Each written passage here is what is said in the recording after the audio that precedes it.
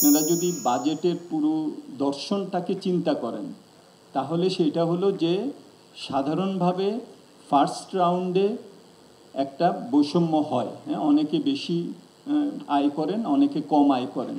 Second রাউন্ডে বাজেটের মাধ্যমে যারা বেশি আয় করেন তাদের কাছ থেকে বেশি ট্যাক্স আদায় করে, যারা কম আয় করেন তারা যেগুলো নাকি ব্যবহার করেন ওইসব জায়গায় শিক্ষা, স্বাস্থ্য, তারপরে সামাজিক সুরক্ষা, ওগুলোতে বেশি ব্যয় করা।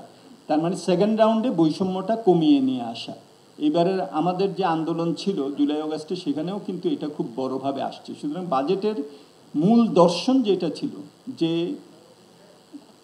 ট্যাক্স অ্যান্ড নন ট্যাক্স পলিসিগুলোর মাধ্যমে এই প্রথম পর্যায়ে যে বৈষম্যটা থাকে সেটাকে কমিয়ে নিয়ে আসা, সেই দৃষ্টিভঙ্গি থেকে আমরা যদি দেখি তাহলে সেখানে খুব বড় ধরনের পরিবর্তনের পূর্বাভাস কিন্তু আমরা পাচ্ছি না। আয়করের তো আমরা বললাম যে আয়করে কিভাবে সামঞ্জস্যটা করা হয়েছে, নিম্ন আয়ের উপরে বেশি এটা পড়বে, যদিও হাইয়েস্ট ট্যাক্স যে 30% করা হয়েছে সেটা ঠিক আছে, কিন্তু দেখেন সম্পদ কর, ইনহেরিটেন্স ট্যাক্স এগুলো কিন্তু নাই। সম্পদের উপর যেটা আছে সারচার্জ, হ্যাঁ, আপনার ইনকাম ট্যাক্স যা হবে ওইটার উপর একটা সারচার্জ, কিন্তু সম্পদ কর, ইনহেরিটেন্স ট্যাক্স, এই যে এই ধরনের বিভিন্ন দেশে আমরা যেখানে দেখি যে আমাদের অনেক মানে উন্নত দেশে এবং অনেক উন্নয়নশীল দেশে এইসব পদক্ষেপ নেওয়া হয়, সেগুলো কিন্তু আমরা এখানে দেখিনি।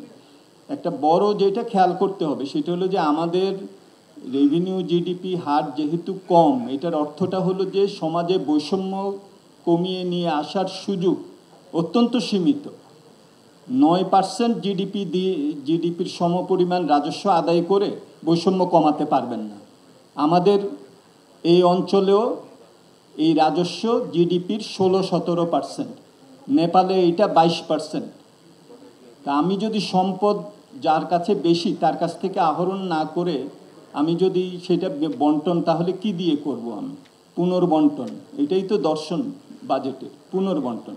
সেই পুনর্বন্টনের সুযোগ তো খুবই সীমিত যেহেতু আমার রাজস্ব আয়, আর রাজস্ব আয় যেটা করছি তার 2/3 হলো অপ্রত্যক্ষ কর, তাই না, যেটা নাকি যে পড়ছে হলো সাধারণ মানুষের উপরে। তাহলে এই কর কাঠামো এবং এই কর আয় দিয়ে বৈষম্য কমানো খুবই দুরূহ।